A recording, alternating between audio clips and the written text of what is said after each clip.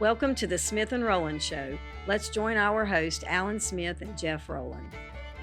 Smith and Rowland podcast time. Brought to you by Schofield Reference Bible. That's exactly right. I like that. Wow. Brought to you by Schofield Reference Bible. Sponsored by. That's right. How you doing? Well, I'm doing good. Hope you are, Mr. Rowland. Good. That's wonderful. Doing well. Today's Friday. Today's Friday. The weekend is looming. I have learned something. Okay. There's 300 and almost 60 million people in the United States, Mm-hmm. and only between 7 and 8 million Jews. What about that? Yeah. I just don't figure out how you get them running everything. It's not enough of them to go around. You gotta have. It would be a feat. Yeah, you got to have enough to, whatever. You'd think there'd be a larger percentage with all of the that's people. not about 8 million versus 360 million. So that's. But it's, it's a topic. That's what we're going to deal with Sunday. That's your topic. And is this buzz of anti-Semitism, so-called, and I think it's both reality and blowed up. I think it's both. I don't think you can ignore the reality of it because of who is promoting it. But it is certainly blown up in terms of there being this mad rush of anti-Semitism in America. Just talk. I mean, it's a lot of talk out there now on that topic. And, of course, the Bible even tells us that in the end times, here we are in the end, Jeff, that it says that all the nations of the world will rise up against Israel. And so we're seeing all that. That's pretty anti-Semitic, I guess. Yeah, it is. And it's also kind of a sign of that we are in the end time. It's kind of a sign we're in the end time, and it's kind of the sign that we're in the crowd that's going to rise up against them. Yeah, that's right. That's exactly right. And Jeff and I both believe that if that's what we're doing, we need to quit it. Absolutely. Because we do believe that the Jewish nation should be honored. And it's an odd thing. If you go back, Alan, it'd be interesting to me what kind of a percentage of the populace of the Jews rejected Christ versus those that followed him. There was mass crowds that followed him. Well, that'd be an interesting amount. You know what I'm saying? Well, we know that Peter didn't convert Jerusalem as a whole. Mm-hmm. He had a large conversion now because we know he had over 3,000 or 4,000 one day. That's better. And then it said it multiplied. And then it multiplied, and that's better than we did last Sunday. Yeah. So there was some pretty good. A little bit better than what we did. Yeah, a little better. Not much, but a little. So that's still pretty good. But we also know that they didn't convert the nation, even though he tried. Yeah, right. But the reason I bring it up is. But he did convert quite a few. Yeah, and during the time of the earthly ministry of Christ, there was masses that followed him. Now, not everybody that followed him, I'm assuming, wanted his death, but some did. The reason I bring it up is because the Sanhedrin, they was against him. The religious crowd, You're right, those that were in places of authority, which is the Sanhedrin, they despised Jesus. Mm-hmm.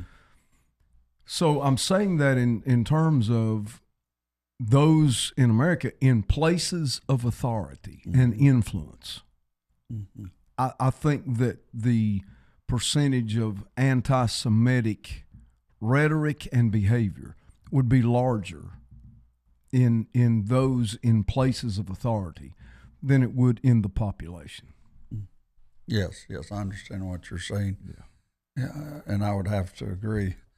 I wonder how. I don't know. We're going to get into a little Bill O'Reilly video here, Jeff. Mm-hmm. And in Bill O'Reilly, the title of it, That Is Really Frightening.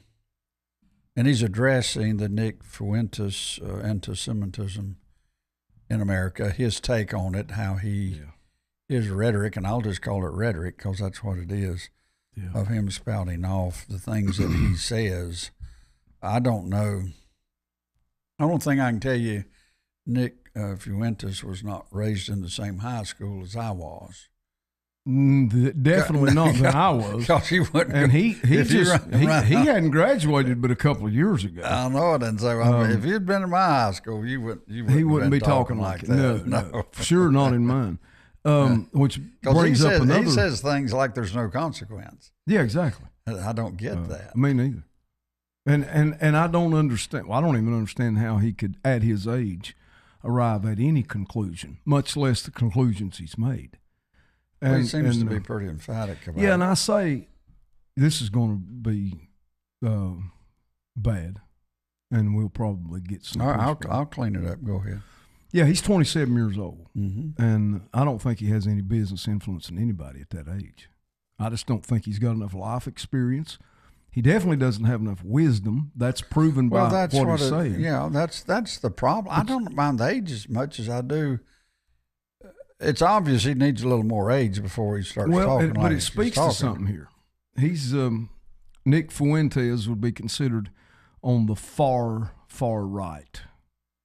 Bill O'Reilly's going to label him really as a neo-Nazi, even though he says he don't know that, but he's at least speaking their points of view. Mm-hmm.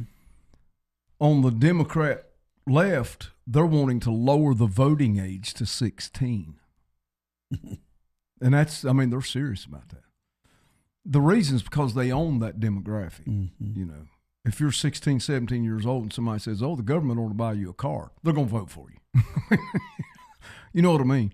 So, but there is that, there's something going on in the youth that is both good and it's evil all at the same time. And I think it depends on what side of the truth you're on and what part of truth has you've allowed to emanate inside of you as to whether or not, you're on the good side or the bad side. Mm-hmm. But there's definitely a dark and a light that is going on in that age group. Yeah, there's no doubt. Well, they're trying to they are really trying to find their personal identity and all this sort of stuff, mm-hmm. and they're having all this information thrown at them from all different angles. We talked about Doug Wilson. I just wanted to point out, Doug Wilson made the comment that if Nick Fuentes was any sign of Christian nationalism, count him out. Yeah, that's what he said. So yeah, he did. I can say amen to Doug Wilson. He did. Yeah. Doug did say that, and he wrote the book on. Yeah, he did. On it. Yeah, that's right. On Christian nationalism. Mm-hmm. Yeah. Wow. Yeah. Okay. All right, Mr. Rowland, you want to? What do you want to do? Yeah. Well, with this Bill video? O'Reilly, of course, is Bill O'Reilly. He's Bill O'Reilly, so you don't have to say nothing more about him. But I found the first. We'll pause this as we go. Okay. But I found the first statement he makes pretty interesting in and of itself. So. Okay, you can pause it on your end when it's time. Yeah. Controversial commentary that I've done on YouTube. And I got to deal with it. I don't really want to, but I have to deal. So you remember on October 7th, 27th, I should say, October 27th, Tucker Carlson had a guy on his podcast, Nick Fuentes. Let me pause just right there. Okay.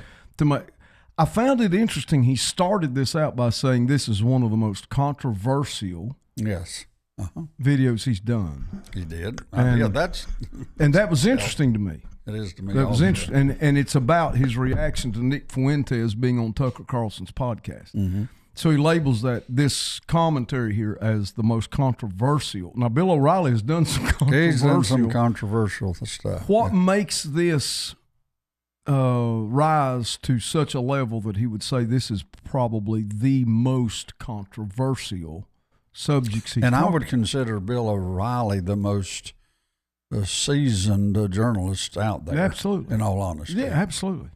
I'm not even much of a Bill O'Reilly fan. I'm not, but I'm beginning to be more every day. Well, now. yeah, he does a very objective, fact-based analysis of anything he talks about. Yeah, he's pretty. That's undeniable. But what would make this the most controversial topic he's covered? I wonder about that. Well, I think one thing is the individual's the most controversial one out there right now, which is Nick Fuentes. Okay, he's definitely a. So that would mean then that Nick Fuentes is a major player or a major influencer. Well, he's majorly loud about what he thinks. Yeah. And so that tends to get a lot of, a lot of airtime. Really, when I watched this earlier today, he made that statement. He said, "This is the most controversial thing." I'm thinking, wow, because that's big. That's saying a lot. Okay, that's all right. Yeah. Anyway. All right. So Mr. Fuentes is a young man, 27 years old, political commentator, and he's far, far, far right. And not only that, but he rewrites history. He's kind of like Hitler in the Third Reich. He doesn't like Jews very much.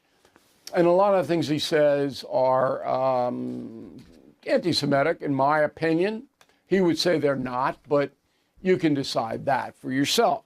But he raises the question of anti-Semitism in America. And that is what we're going to deal with tonight, because you need to know about it in a fair and fact-based analysis. So let's start off with a soundbite from Fuentes and Carlson. Go. And what you're saying about putting aside the tribal interest for the corporate interest, that's absolutely the case. And that's the only way the country's going to stay together. Exactly. And that's my concern. And I absolutely agree with you. I would say, though, that the main challenge to that, a big challenge to that, is organized Jewry in America. Organized Jewry is offensive to Mr. Fuentes. And apparently Mr. Carlson agrees that there's some kind of organized Jewry. Okay, and now I'm not quite sure where that is. They have an office? Can I go visit? Every ethnic group in this country has organizations, okay?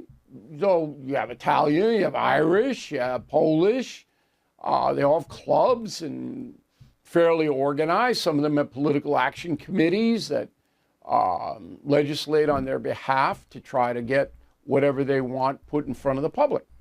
So it's not paramount in the United States, but if you look at New York City, we got Little Italy, we got Chinatown, we got Woodside where the Irish people are, and people band together because they have commonality. And the Jewish people do that too, but is there some kind of organized thing that's doing something wrong? All right, so Fuentes apparently objects to support for Israel. I'm an Irish guy. I support Israel. I understand why Israel is the way it is, because millions of people would kill all the Jews. Let's just pause there. That's a good, he does a good job here. That's a bottom line conclusion that he just made, because millions of people would kill the Jews. Mm-hmm. That's does it not seem? Which I watched that Nick Fuentes Tucker Carlson podcast, and when he said that about organized Jewry, I was trying my best myself to figure out. I've never heard of the Association of Jews in America. Mm-hmm. I've never heard of that before. They have always been, since the dispersion, so scattered abroad that the only organization that I've seen of Jews anywhere is the State of Israel. Mm-hmm. You know what I'm saying? So what gives Nick Fuentes the right to label something as organized Jewry in America? How is he defining that? Do you know that? Do you know how he's defining that? Well, I think we've got a spiritual epidemic here, Jeff, if you'll let me frame it like that. And the spiritual epidemic is, you and I did a podcast on it here three weeks ago, or 2 or 3, on how you can be so suspicious of something.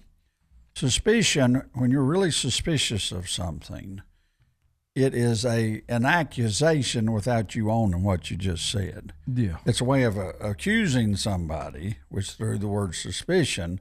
So I'm suspicious that there's a Jewish Jewry. Yeah. I mean, that's a suspicion. Yeah. You've heard of the Jewish cabal or yada, yada, yada. And just to say that you had a half a dozen Jewish bankers get together, and to say that all of a sudden now they're running, that they own all the money now or something is just ridiculous. But I'm saying accusations are powerful. Mm-hmm.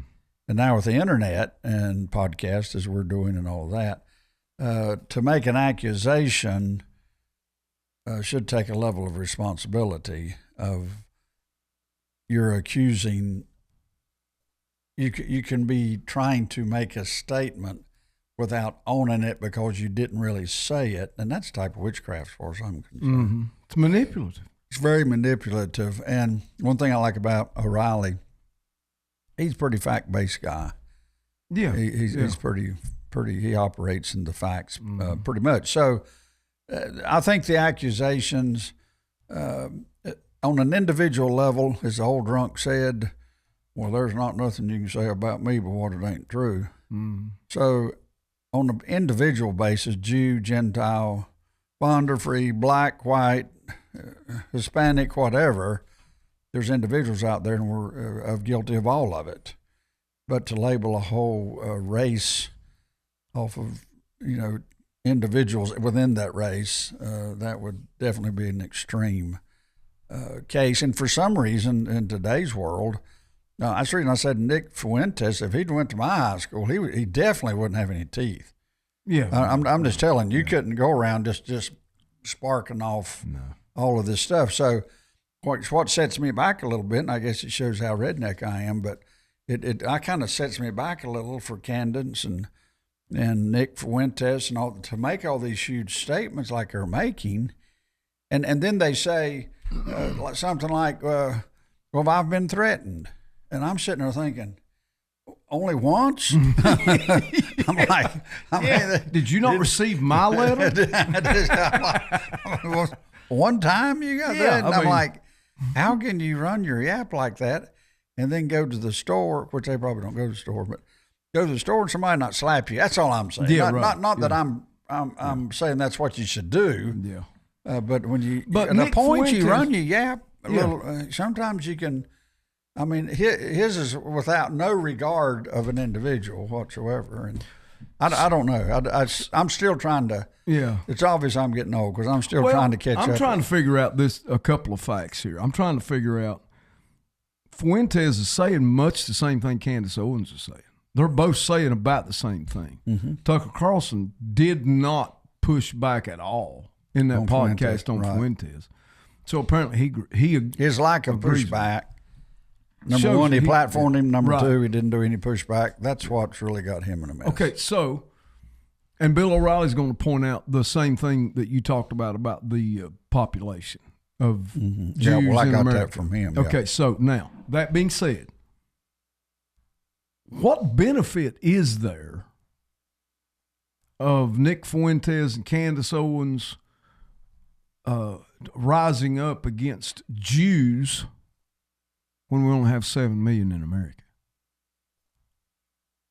And there is no organization of Jewry that we can even point to or know about that is creating any kind of havoc. They are actually probably by demographic. If you took demographics, they're probably some of the most prosperous citizens we have. Well, one thing that's... What is their benefit? Well, historically, this was hurtful, I guess you could say, if that's the right term.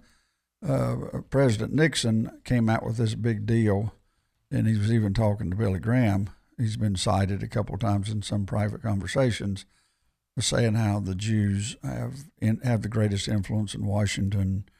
And he goes on with all this kind of rhetoric to me about what he's saying. And also, wasn't it the entertainment industry? He covered all this stuff. But listen, don't you kind of need? This is the guy that did Watergate, so I'm gonna go to him for my truth venture. I mean, you see what I'm saying? Yeah. He was president, but I mean, you do remember he got run out of town.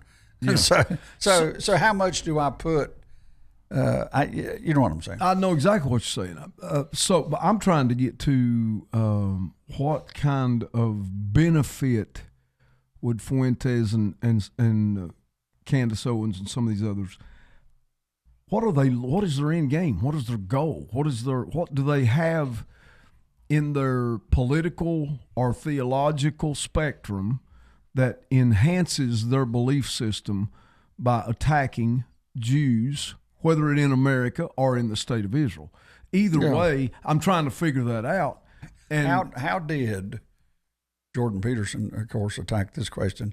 How did Hitler's generals, how did Hitler talk people into gassing the Jews? Right. Yeah. How did, and then they went home to families and had supper and thought they did a good thing. Thought they did a great job.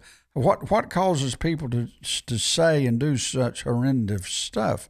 Well, what happens, Jeff?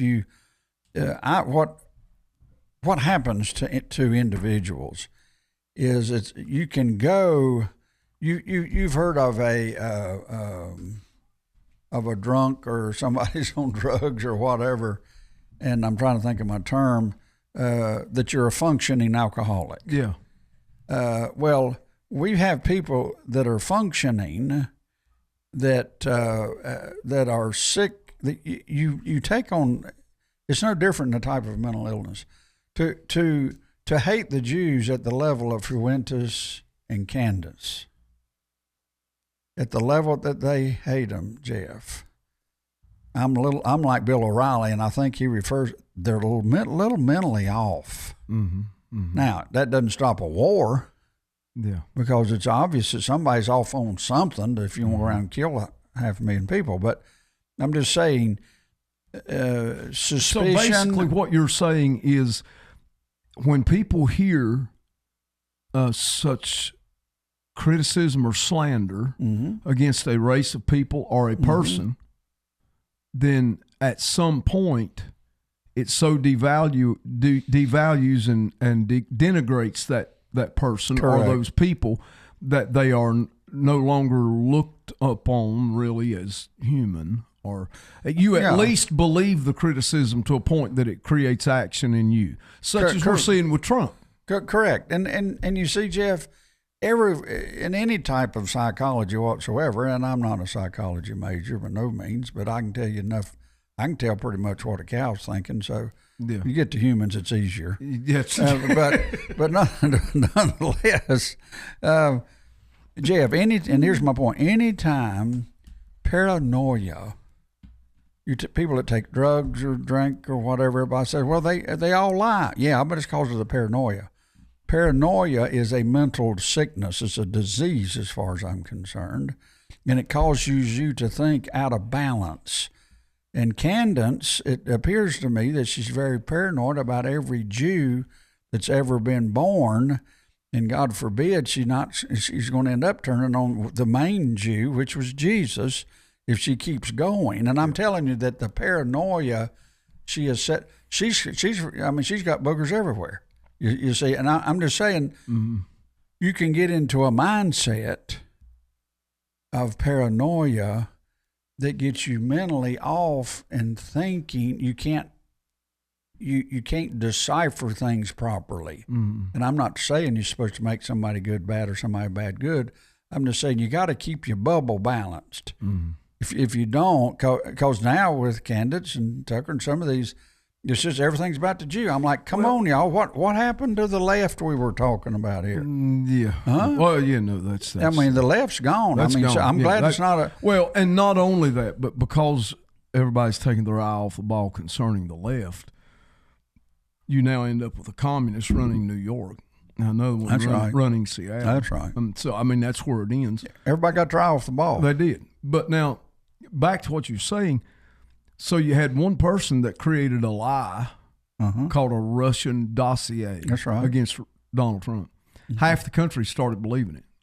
The lie just had to be kept being told. And keep it alive. And so they did that to the point that now we know it's a lie, but you still can't convince those that was convinced that it was the truth before. No, because you see what I'm saying? They're already convinced. They're not even okay. We now have documented evidence that it was a lie. Yes, but still they don't believe that it was a lie. They believe the lie. They believe the lie. It is known fact that if you're listening to the radio, you've got to hear. If you want to place an ad on the radio, Jeff, you know this as well as I do. They say there's no need putting an ad on the radio if you don't do it for at least 14 times. And the reason is they say that you have to subconsciously hear something on the radio 14 times before you hear it the first time. Yeah. Point being, repetitiveness stores what you hear as truth, whether it's true or not. Yeah, that's exactly right. It's just repetitiveness. Yep. So what we're looking around us here, Jeff, for, and what the enemy works by is repetitiveness of a wrong answer. So now we got anti-Semitism being repeated here. Now everybody's hearing it, and anti-Semitism now is being stored in the brains of people. Yeah. This is psych warfare, as it's being stored as truth. That's right. So it's not if you agreed with it or not 6 months ago. You've heard it so much now, you store it as truth. It's just like that thing they call the Muslims a call to prayer 5 times a day, and all that stuff. 5 times a day. Where if you're living in there and you're not a Muslim, it didn't take, they say, a little over 30 days till you're about ready to bow down yourself, even if you don't do it. But if you hear something repeatedly over and over and over and over, your subconscious stores it as truth. Yeah. Whether it's true or not. It's just the repetitiveness of it. That's the reason it's important to read your Bible. It's the reason it's important to pray. Yeah. It's the repetitiveness that stores this information as truth. So this, to me, is the danger on the internet or whatever podcast. Antisemitism, Jeff, is that I've never. I mean, can somebody not sell a can of Campbell's soup or something? You know what I'm saying? Give me another. Yeah. But everything is about the Jew this, Jew that, Jew this, Jew that. So to me, it's very obvious in psyops that this is a push by somebody, Satan, of course.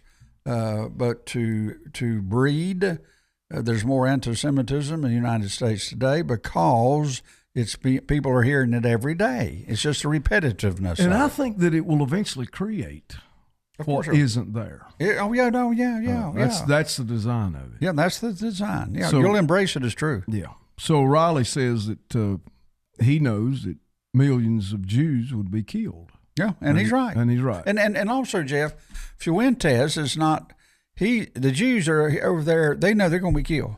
Yeah. Well, Fuentes is spouting off in Chicago or everywhere he is, sitting behind his color TV, eating moon pies and drinking ROC colas and making all these statements.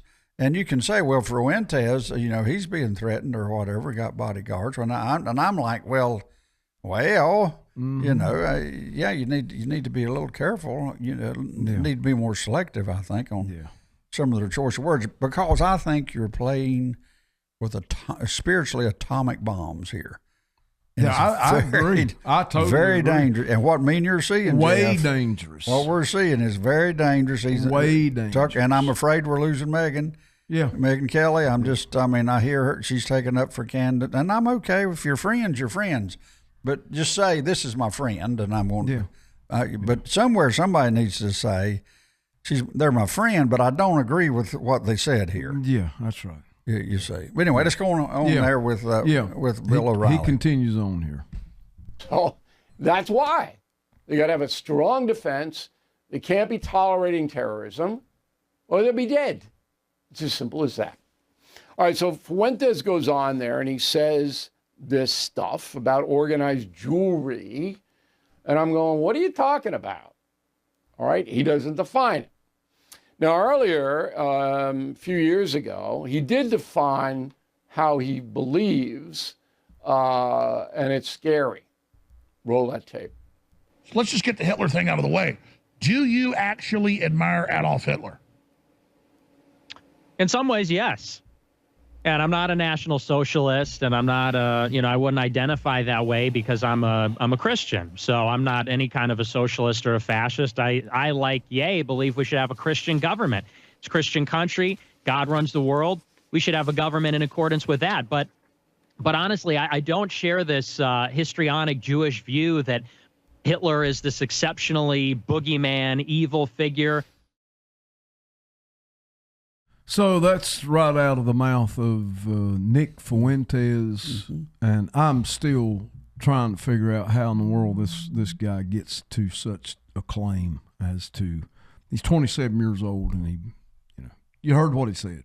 So how can you possibly give him any kind of platform? Why does he have a platform? Mm-hmm. And does he represent any kind of a group in America that would listen to that? Number one, he says he's a Christian, but he believes in some ways Adolf Hitler was just no. He's not. You can't. That doesn't jive. No. Your fruit's not showing that you're a Christian. No, definitely not. I can't know what he's saying, but I can know by his fruit. Sure, and that's not there. That's not there. No. Uh-uh. So I'm wondering, does he represent some type of a group?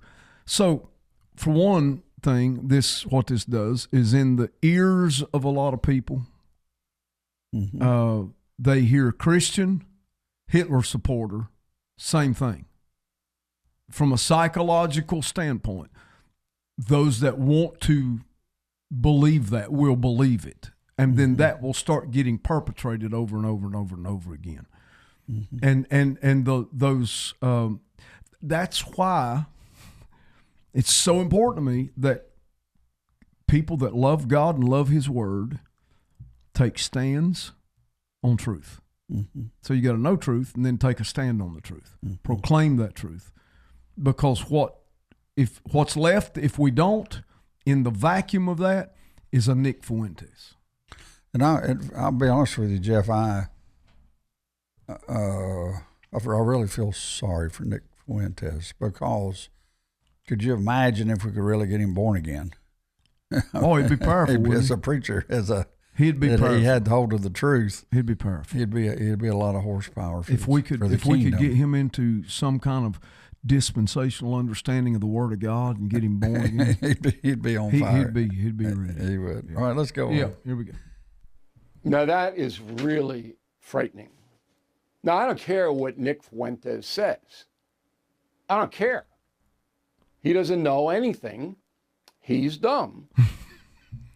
If he reads my book, Confronting Evil, which is 100% fact-based, you'll see what Hitler and the Third Reich did to Jews. Now, there's no two sides to that story. There's one story. It's documented. If you want to think it isn't, that's your neurosis. But believe me, when you go out and peddle this stuff that Hitler is not an evil figure, I mean, that's just off the chart. That's the kind of stuff that disqualifies you from the court of public opinion.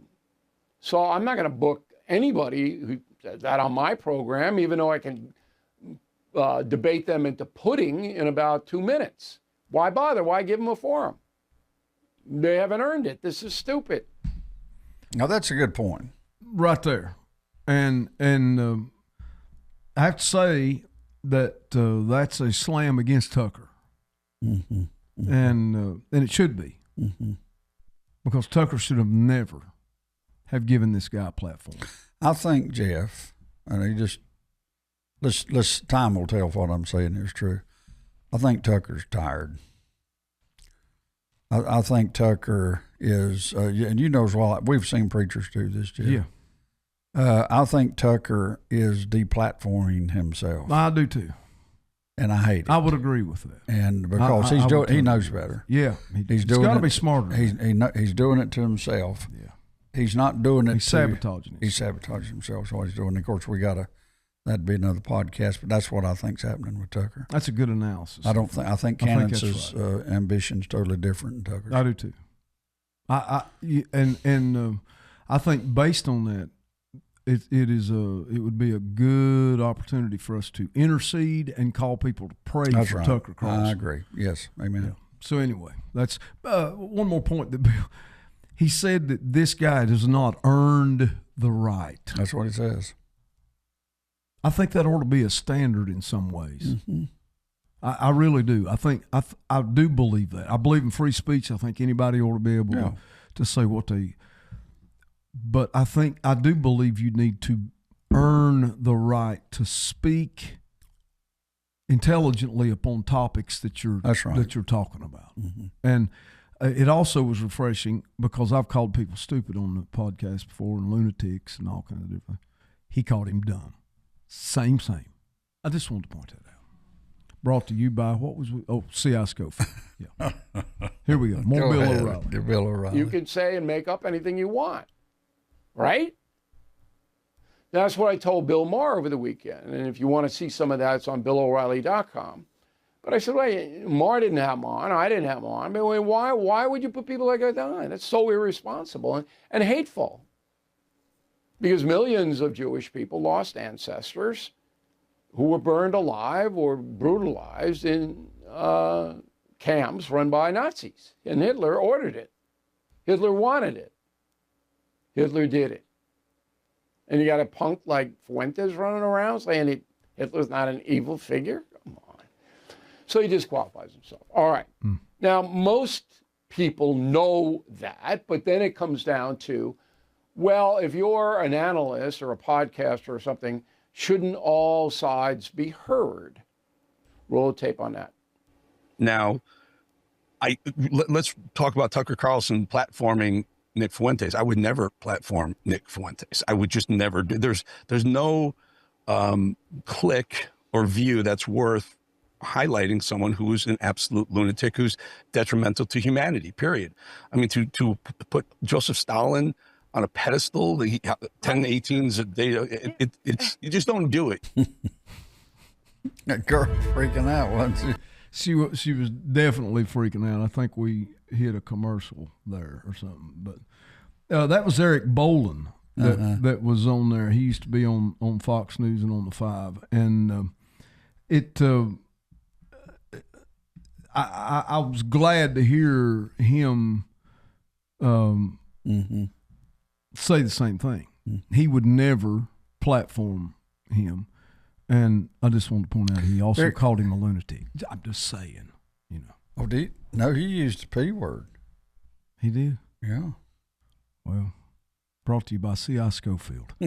And onward and upward with Bill O'Reilly. I'm obviously a believer in free speech, but why legitimize somebody who doesn't know anything, or maybe they're not quite right? I'm not going to do that. All right, let me run down a few things so you can get this into perspective. But that ignited the anti-Semitism debate in America. That ignited it, that back and forth, because the social media with Mr. Carlson is very powerful, reaches a lot of people. Okay, there are 7.5 million Jewish Americans. There's 341 million of us, and only 7.5 Jewish Americans. So what do we... It's this cabal, come on. There's just no numbers.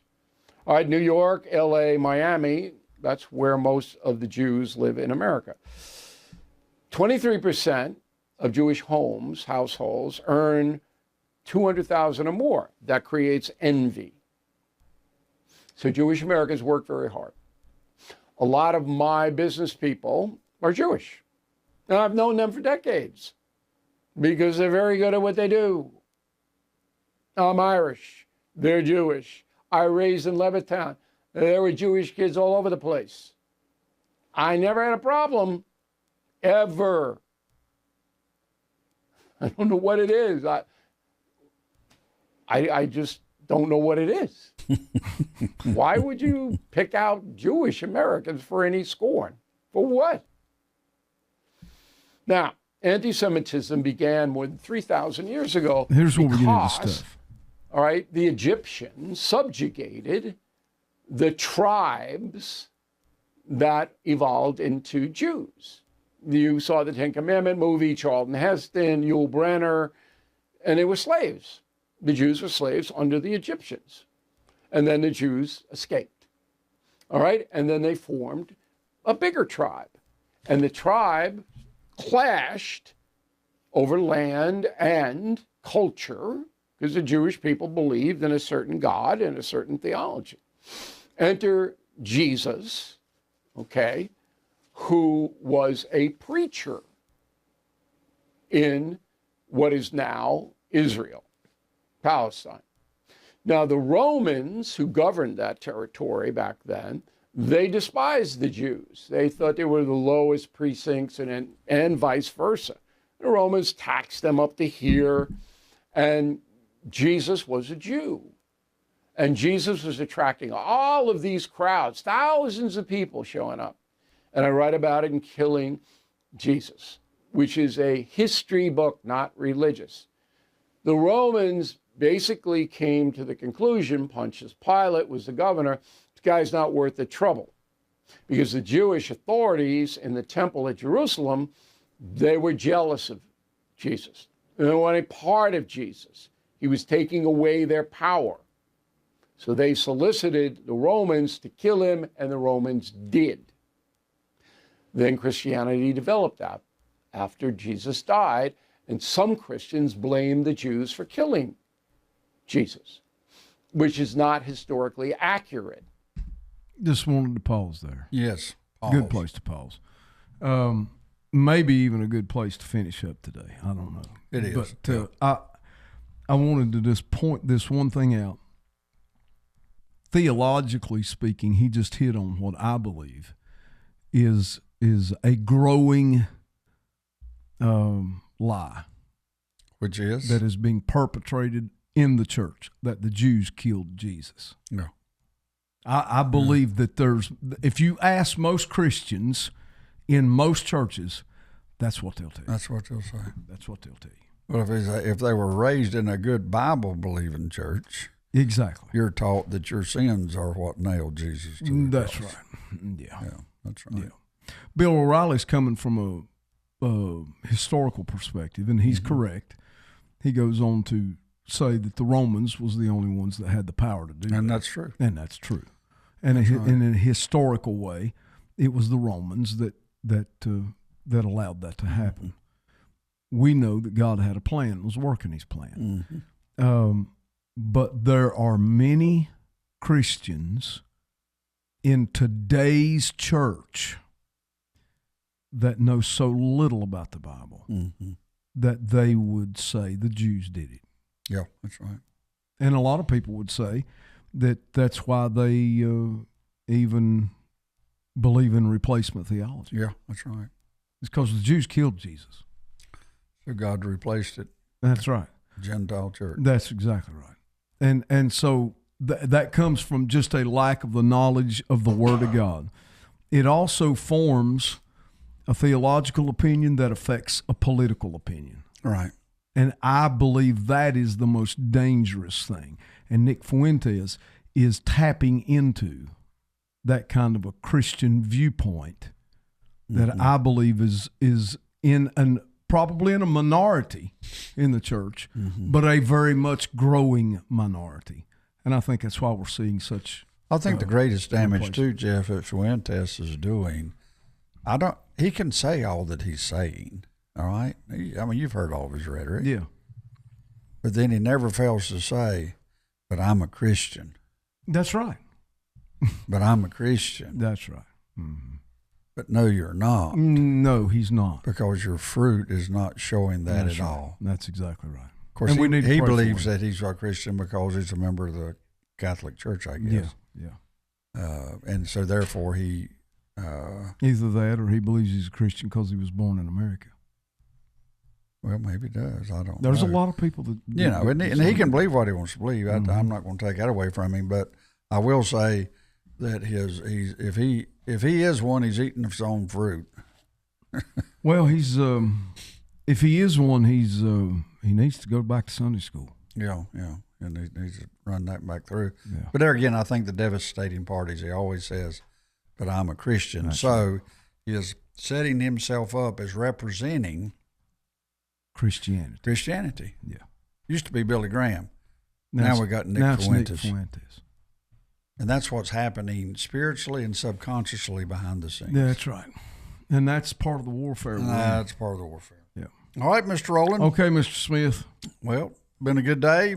Join us tonight. Thank you, Bill O'Reilly, for Bill O'Reilly. allowing us to. I hope he's okay with us using him, but he did a good job, and we wanted to Man, he did. touch base on him. Yeah. Okay, Rowland. See you. See you, bye.